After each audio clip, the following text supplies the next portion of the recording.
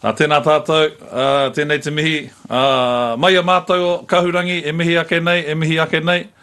Nā reira, haramai e tama, whakaputa i a koe, ki runga te tūranga matua, mārama te ata, i ururangi, mārama te ata, i take nui orangi, tūturu o whiti whakamaua kia tīna. Tīna. Haumia huio. Tai ki e tātou.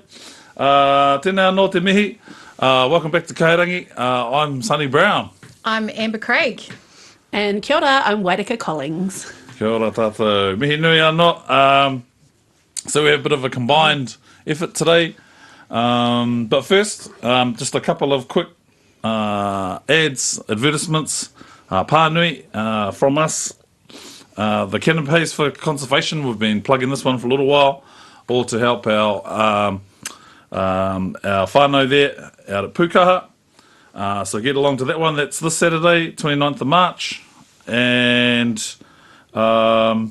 all proceeds of that goes back into our ngahere and all the conservation work that happens out there. On Sunday, the 30th of March, is the Hui Mo Te Waiora. That's being held at the Carterton Event Centre. So that's for all of our hapukaranga with Kahungunu. Please get along to that and have your say for all the mahi that's happening there. Ka pai, so our kaupapa today, we've got a couple, but we'll just be winging it. Māori economy, which is at 126 billion, freshwater and powerwalls. Nā reira, ai. Kia ora, fellas. Kia ora. All good? Yeah. Yeah, some great topics. Great topics. So, who wants to start us off with Māori economy? Like, sort of what I've seen lately, is that it's grown so much in the last not only 5 years, but definitely 10 years, grown to this big number. Has it been good for us? Has it filtered down to where it should? Are we still? I think we are still. Let's face it, quite conservative with some of our stuff. Perhaps culturally, but I know, it's hard being a Māori organisation or even iwi organisation to make everyone happy and share the pūtea. As we know, most of it all comes from our treaty settlements, stuff like that, and these PSGEs have been put in charge of growing the asset, all that sort of stuff. Amber, I bet you got some good whakaaro. I have a lot of thoughts, a lot of rants. Well, I think it's good. It would be good for us to break down what is actually within that Māori economy. So for me, if we're playing the capitalism game, and we're just making money off that, and we're calling that a Māori economy, kei te pai, but knowing that is the case. Whereas what I would love to see is a breakdown of these organisations that make up that economy growth that are potentially te ao Māori conceptual organisations that are contributing back to Papatūānuku as much, I think this says to me that we're very good at playing the capitalism game and beating them at that, but also capitalism is harming our people. So capitalism is closely linked into colonisation as well, and it's the removal of a lot of, it's all about resourcing and utilising that to the maximum enough. We're just playing that game. What does that mean for us and our people? So there's a whole... I feel like there's a whole one in that in itself. And I also know that there is the gap between the lowest paid Māori person and the highest paid Māori person, that gap is increasing ever more than the gap between Pākehā. And so I guess while we've got whānau paving the way forward in a different way, what does it mean for those that are getting left behind? And so... I don't know, I just find a lot of thoughts out there. Nā ka pai, because, we do got to think back to when, only the ones that I've sort of been around, like Rangitane, I know our parents and aunties and uncles, when these sorts of things are first coming up in the late 80s, I think the big thing back then was to, get a runanga going for the iwi. That was the way that the government wanted us to... Gee, we've gone there already, eh? That was the way the government wanted us to put our tono in and our submissions. And a lot of the time they were doing it for nothing. Years of just aroha. And sort of remembering all the work that they'd done. You hear some pretty cool stories, I think, but they were mortgaging their houses to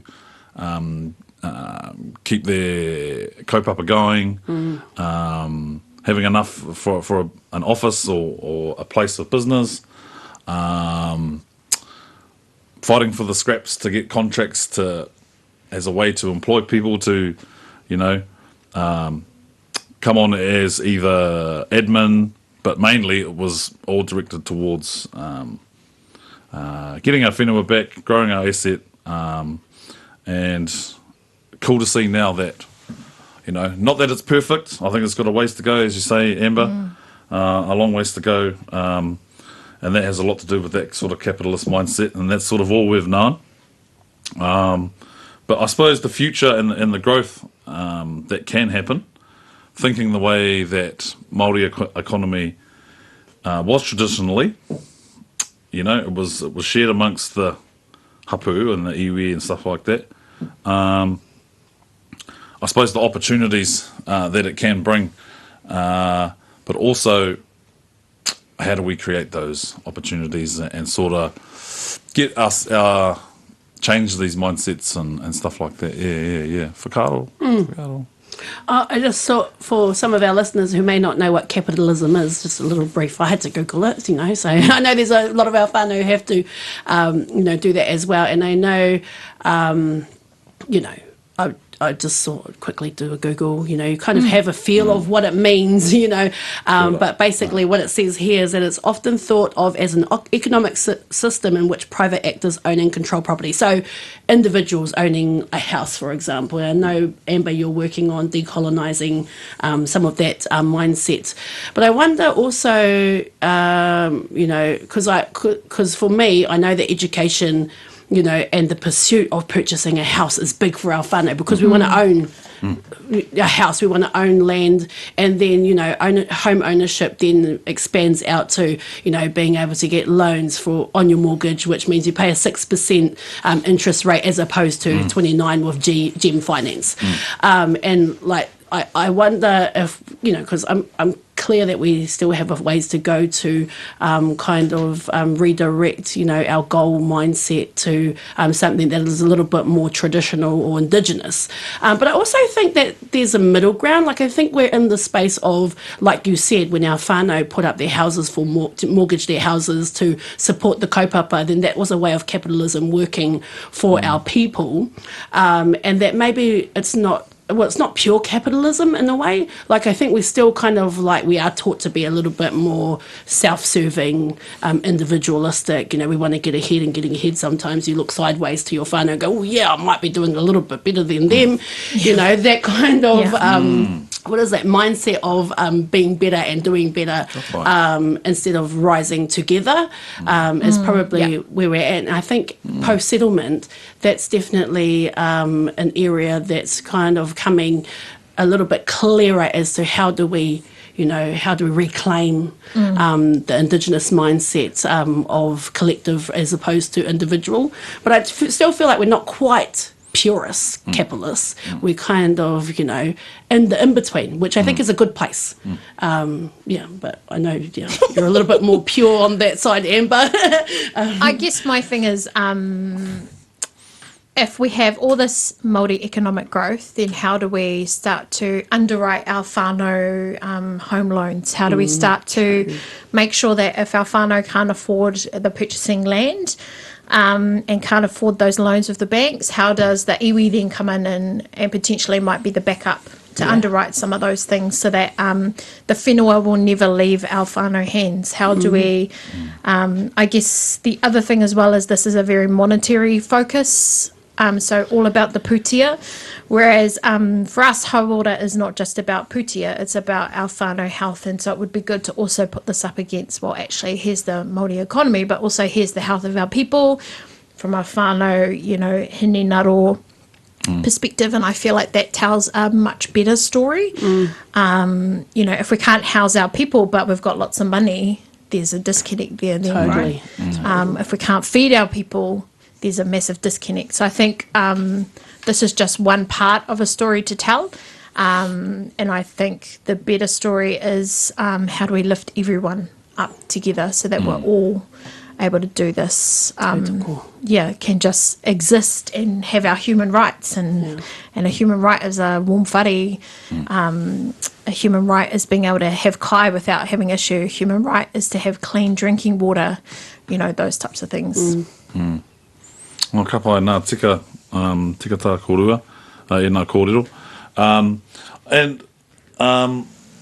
There's a bit there, with all of that,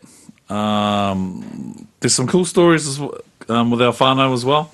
I came across one, which there's a Māori language is now a course at that Ivy League school.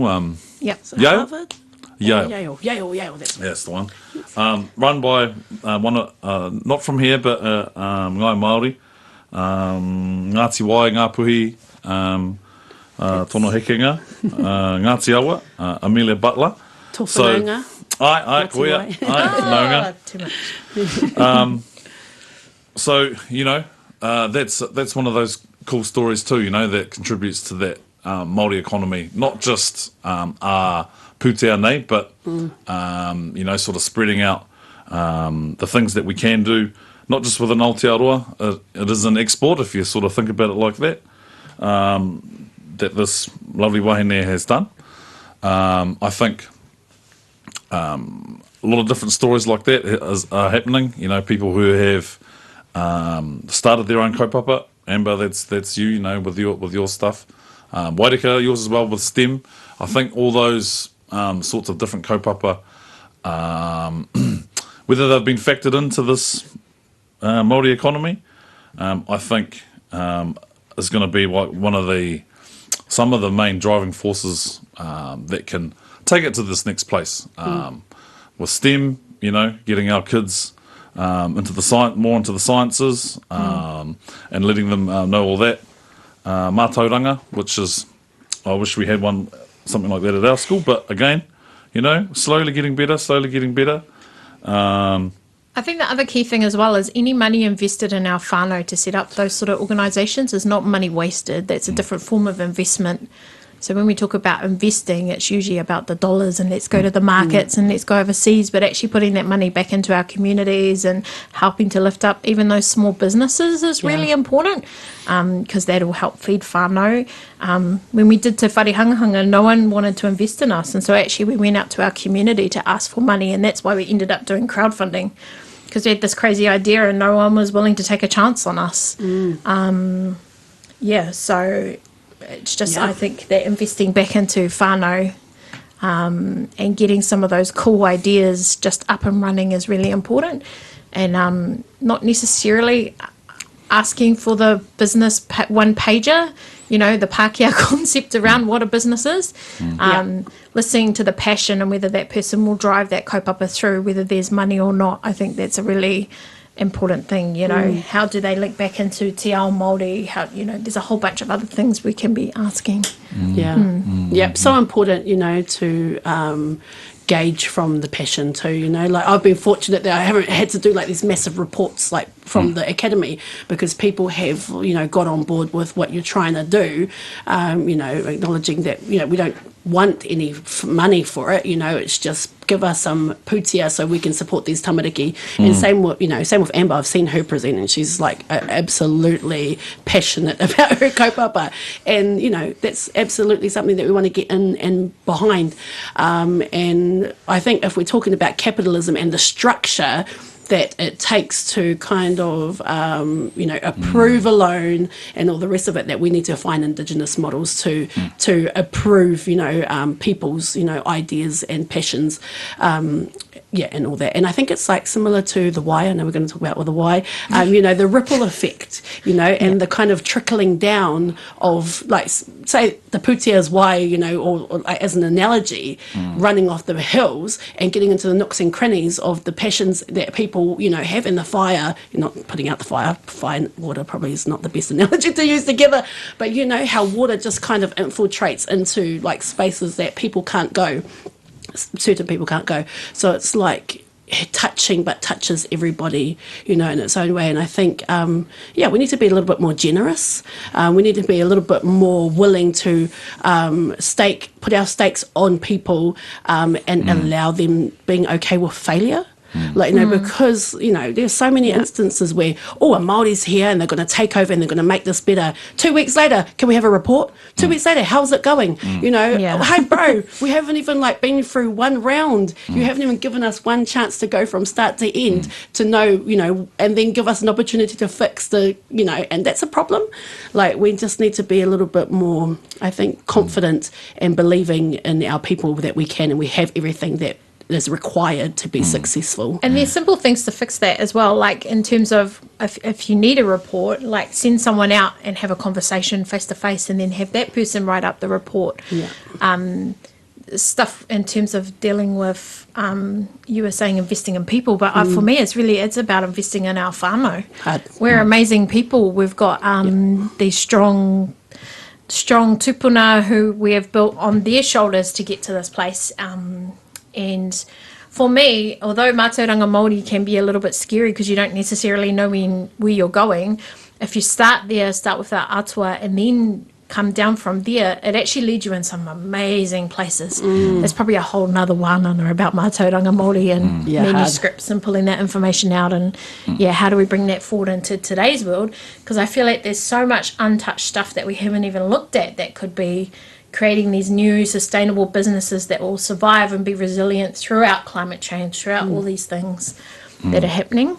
You're right. There is heaps of cool stuff like that. How our people even used to grow their gardens. Yeah. We just think, just rose. But there's a quincux is a foreign word that was used when Captain Cook and them came over and seen their different methods of how they farmed. Another one was, so they had like a tapere, or their domain.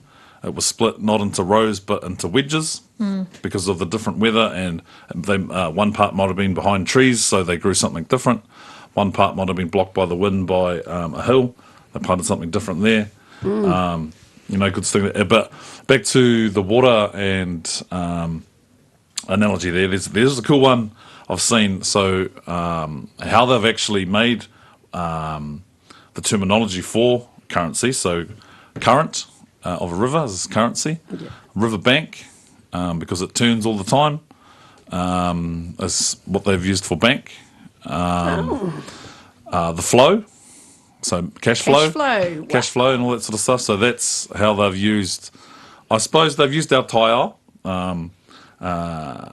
to bring forward those words and to become a part of everyday language, which is something that we can do too with our old mātauranga and the stuff we need to find out again and use in a modern context, like you fellas are saying. But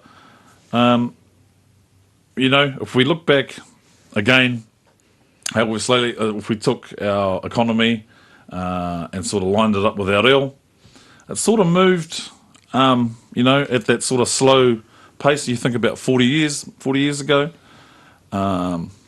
pretty much had nothing. There was those individuals, those good individuals that had done their part and had all their rawa, or were doing their best, working away and chipping away at mortgages and stuff like that. It's the same with the reo and tikanga, it was chipped away at, and, we get to now, man, according to latest reports, 126 billion, and, our reo's doing good as well. So you can't help but sort of align those two kaupapa, as an economy.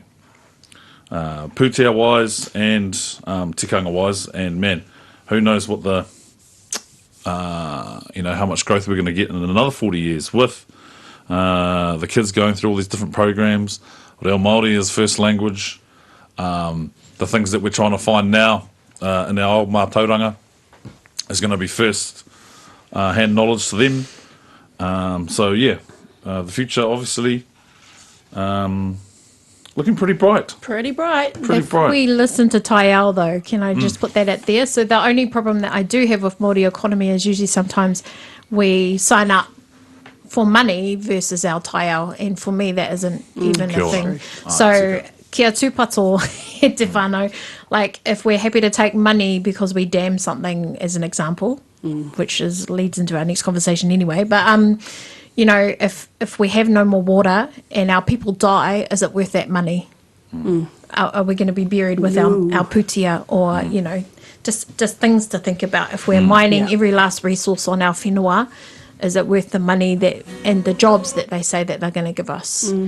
Or would we rather have more sustainable jobs? So I'm trying not to be a downy or whatever, but all the perspectives are great, I think it's important to share all of that, because oftentimes we forget to think. We don't think to think, because you're so focused on that outcome and driving that outcome that you forget to look sideways. And sometimes bills. We're just got to pay bills. And so, that makes it really difficult when people don't have that option. Koia. Nā ka pai. Hey, I'm going to play a song. This was voted the People's Choice at the Matatini just gone. It's been gone viral, really. It's on all the different platforms now, and kids are singing it. Anei, whiuri te pō, nā te rōpū, te kuru marutia, whakarongo mai.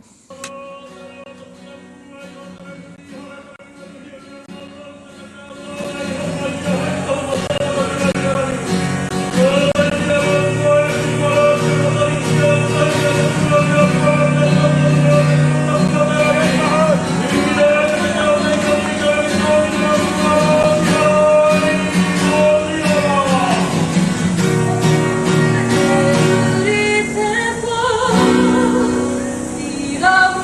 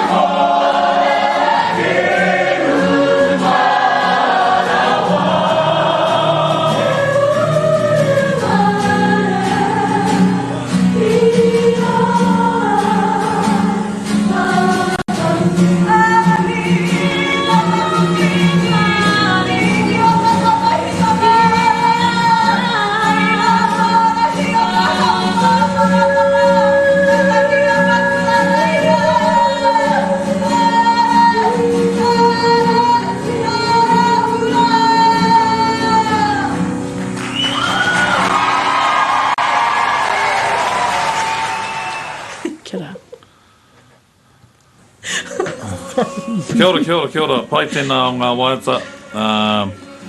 I'm sure those fellas are rangitane and kaungunu too, there'll be some of them in there. We are the centre of the world. So just talking off air about some good stuff, sort of just tapering out of our kōrero there The about... sounds are still going. Yep. Okay. He's fading them right. Do you believe it? I practiced that all last night trying to get the producer side of things. Tapering off that kōrero into our next one. But we went to, a few of us from here went to this kaupapa over in Taranaki on New Plymouth. You went to New Plymouth, eh? That was where the thing. Oh, Matatini. How are those roads? You know the main street?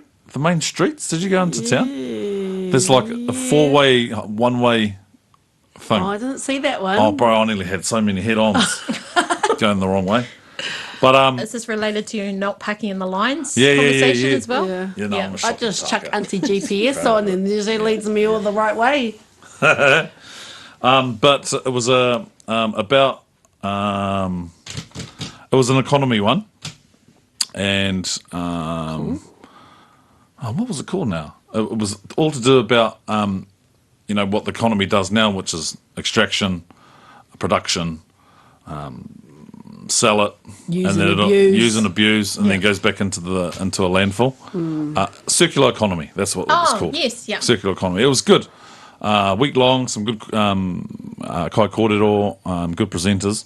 Cool. But as we sort of went through it, it was, by the end of it, the organisers who, like me, organisers of the kaupapa and sort of the heads of it, one's, he just grows kumara, that's his full-time job, and teaches, and so good now that people want them to go to their houses, workplaces, and put on wānanga to how to grow kumara. He's that good. Wow. And his wife put that on. But by the end of that 4-day wānanga, they actually changed the name from circular economy to Māori circular economy because of the way how we inherently the economy goes hand in hand with the taiao. So that was just in 4 days. Just for whānau, because circular economy is basically the concept that if you produce something, it should actually be able to be recycled, reused, or that if it goes back into the ground, it can basically go back healthily rather than actually producing stuff that will then end up in the tips. And so also the other thing is that you might, instead of buying brand new, that you might buy recycled stuff. So that's a lot of what we've done with Te Whare Hangahanga as well. So actually we don't need to, all the houses that are being recycled up in where the cyclones have been, Cyclone Gabrielle, that there's a lot of stuff you can deconstruct from there, and if the material's still good, let's reuse it. If it's decking, let's reuse it, rather than sending it all to the dumps and it just sits in there and then goes to waste. Kia ora. Yeah.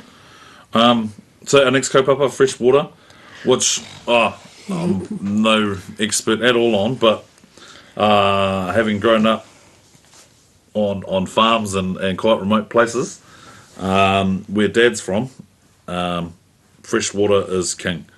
We only had a 10,000 litre, and 10,000 litres at Te Whānau, if you've got a house full, 3 showers, a week, over 5 minutes, that's 10,000 litres gone. So in terms of fresh water, for people who live with water tanks and have to store their own water, quite important. Hence, that's probably why we call it Ngāti Wai, because we love it. We try and look after it so much. But we have a pretty well-known expert. Done a little bit, knows a little bit, done a little bit. Jeez, And then old Amber here. You're an expert too, the Manu expert. Manu's. Manu's, love jumping in the it, love day. splashing it out. Yeah, remember for sure. Limestone? All the Hiona kids used to go there at lunchtime and, after school, and you just can't really go there. You can't really trust that way anymore, That's your tupuna has changed. It's changed and you can't trust it. It's all that colonisation, and the impacts that that very now thinking rather than future thinking, you know, that's kind of led us to a place where a lot of our way around Wairarapa has kind of, you know, is deemed unable to hold the mokopuna of today, you know, which is a big, massive issue. Amber. Yeah, true. You know, you're right. I miss those days, man. And I miss, because, like, we still have the odd river around that, but you have to drive like 20 minutes. 20 minutes. You used to be able to just walk. Everyone had their closest river, like in town. Towel, shorts on. Yeah. No food, just go there. Yeah. And eat the plums on the way, you know, that sort of Yes. stuff. And, yeah, you can't do that anymore, but you got to drive somewhere and, like, And it's make a almost day like of it it. happened overnight, eh? Feels like it. we were doing it, and then all of a sudden we weren't allowed, and it was like big warning saying you could no longer do that. You know, it's like, oh man, that's a big missing for our tamariki these days. And then all these That words freedom. now, like, to do with our awa, kalup, or not kalupa. What's all those other bloody big, they sound like taniwha names. To Oh, the mould and the green, algae nasty and... algae, yeah. Yeah. Oh, right. Never, yeah. Yeah, where do I even start? I feel like this is a massive kaupapa, but It is, we got 10 minutes. I think no pressure. I don't like to say that I'm an expert. All I do is I've just collected all the stories and listened to whānau about what used to happen, and then what especially our kaumātua, who are the closest to their kaumātua and their stories. So just listening to whānau stories, because it's through that we can start to tease out some of how do we used to be kaitiaki back in the day, what are the differences to their stories that they're sharing with us versus what we're hearing today. I've heard so many stories about how whānau used to go down to Lake Wairarapa and they would go and collect the pipis on the beds, and that they did that with their parents, and now that's something that you just absolutely cannot do.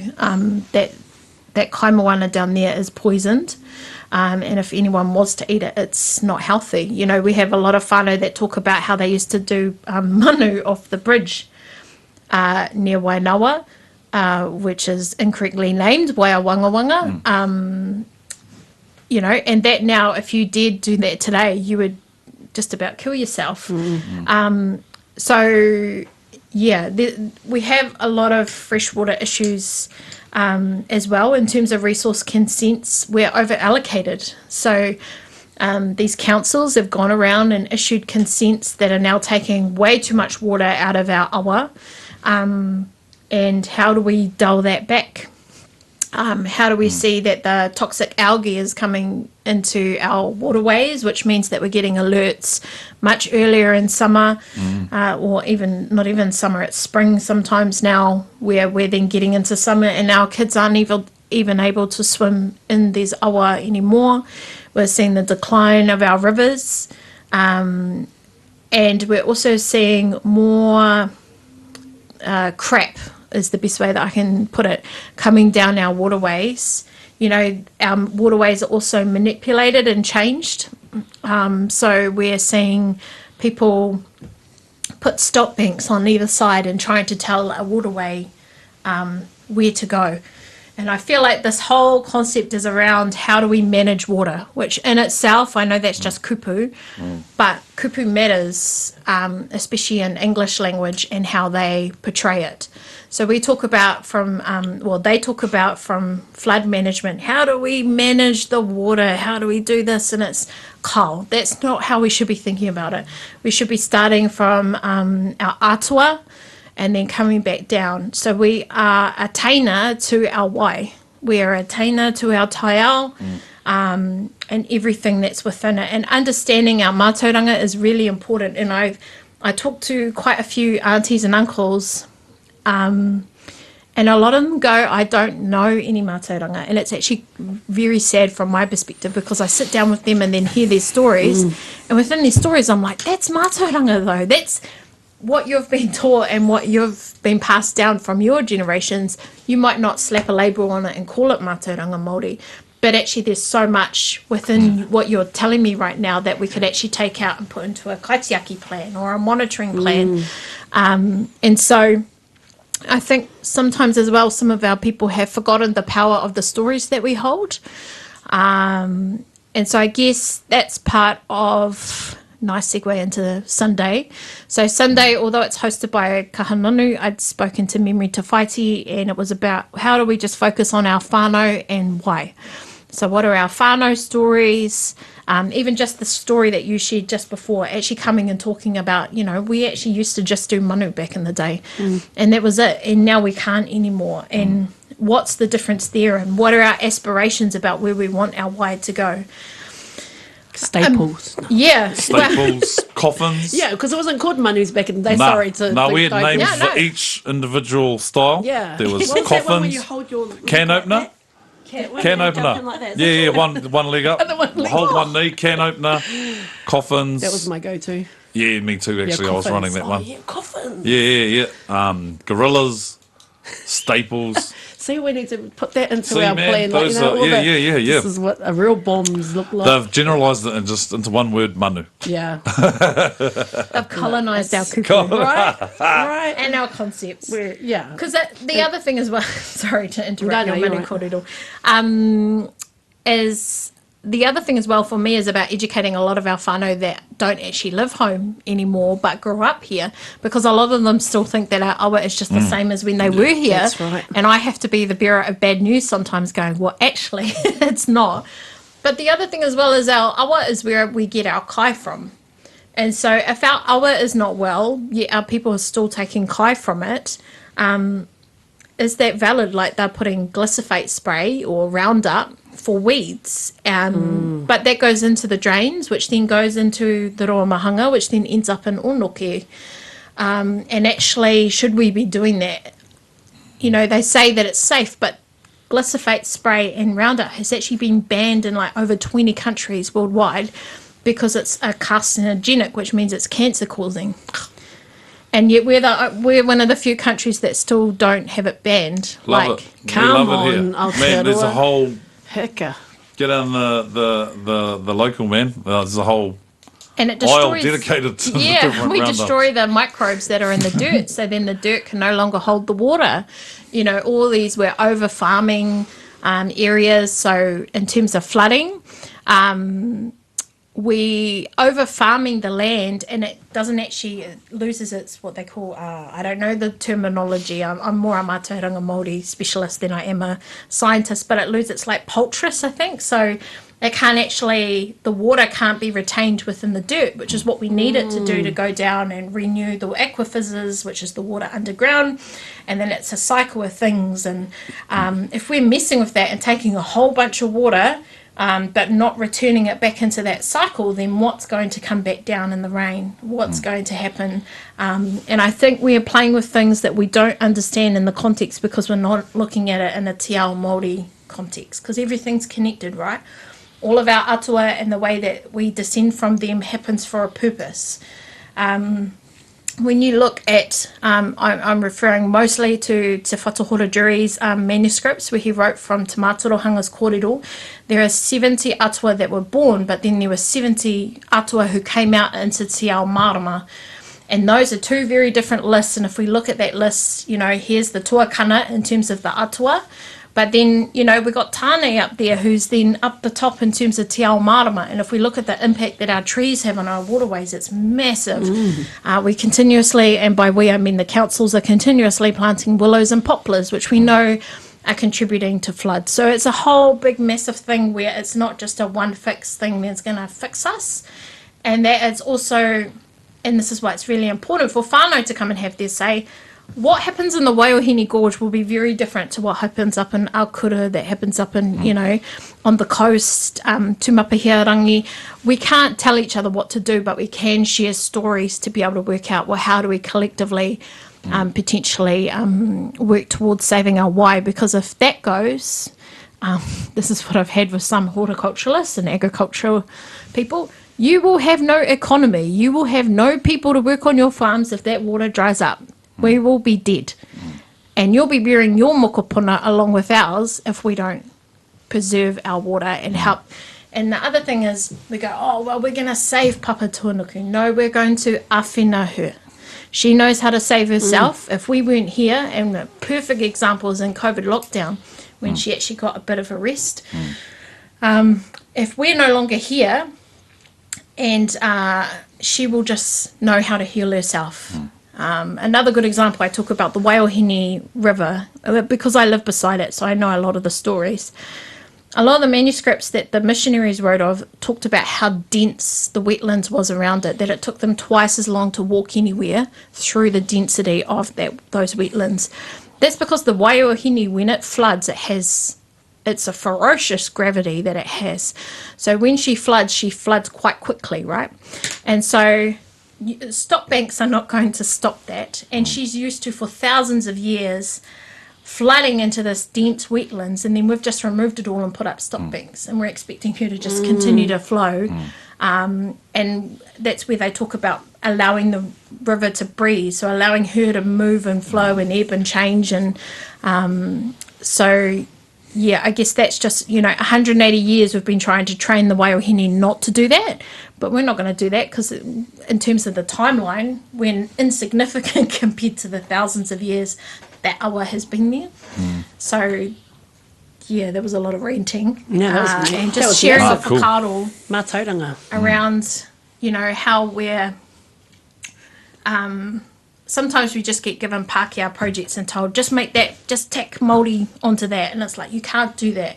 We're a different way of thinking. We have to descend or come down from our atua all the way down. And it's through doing that mahi that we actually find out all these other interesting little facts, that pest management, tree planting are just as important as what we do in the waterways. So yeah, it's all interconnected, and if we don't look after our wai, then we as a people disappear. We're intrinsically linked. There's so many kōrero from Uncle Mike Kawana and both sides of the iwi that we talk about how our importance to our waterways. So I think that's what all the hui on Sunday's about, is come along, share your whakaaro, where do you want to go, what do whānau want to do, what do we want to stand for, what do we not want to stand for. Ka pai, yeah. Bring your stories for those who can come along.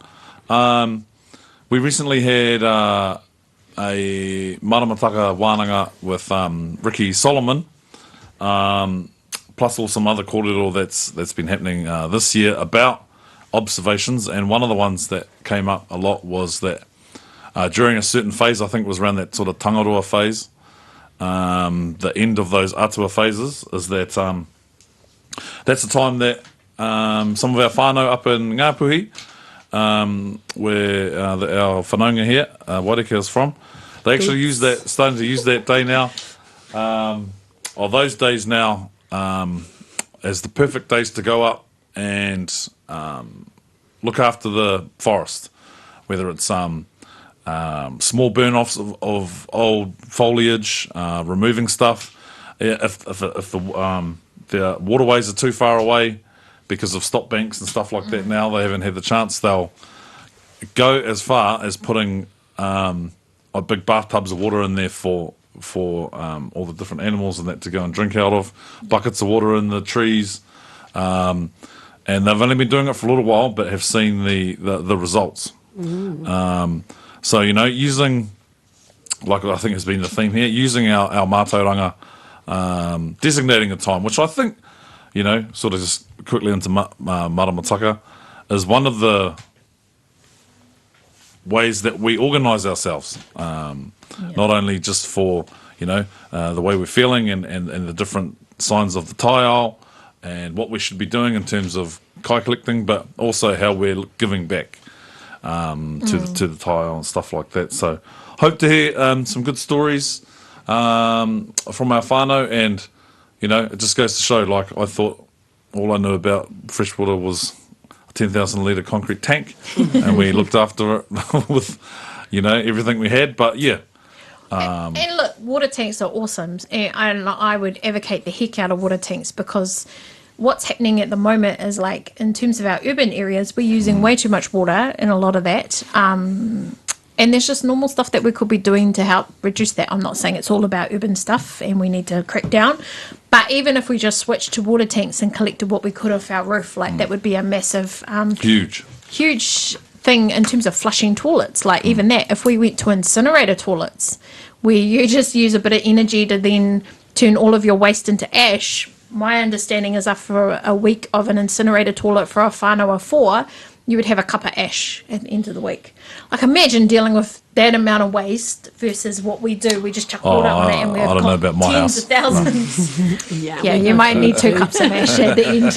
But, just those types of things. And that's, how do we used to remove tapu? There are multiple ways. Ahi was one of them. We would burn things to remove the tapu. So actually and there's a whole... Kai. Yeah. Back in the days, they would have like just a couple of bits of bread as you came out of the urupa. Yeah. And you had it instead of wai, and it's like, what the, like, it's like, that's out of it. I could never, think of that as a concept, and how has our knowledge, base of what tapu means. Because now, whakanoa. Yeah. Just go, like, no washing of hands, because I remember tapu, like, being like, oh, I can't have anything, I have to wash myself. Yeah, and it's not as black and white as that. It's very contextual. And bread was enough. And, because, I don't know if you know, but tūtai has its own whakapapa. Like, it was considered tapu because someone could take some of your poo and do a makutu on you. And so they would always make sure to take care of their tūtai and excrements, and that there's different names for different tūtai depending on the consistency and colour and all that type of thing as well. So there's a whole whakapapa on that. And like, there's so much tūtai, like, in names, like tūtai kuri, and it's like, why is it so significant that somebody did like a... Which actually tūtai as well can mean innings inside stuff. So the whole kōrero, I don't know if you've heard from the whānau that have the awa called tūtai kuri.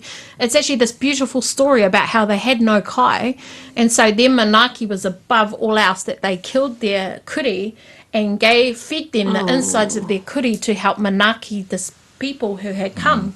So it's actually a kōrero about the manaakitanga of that whānau. Yeah. The other one was tiko kino.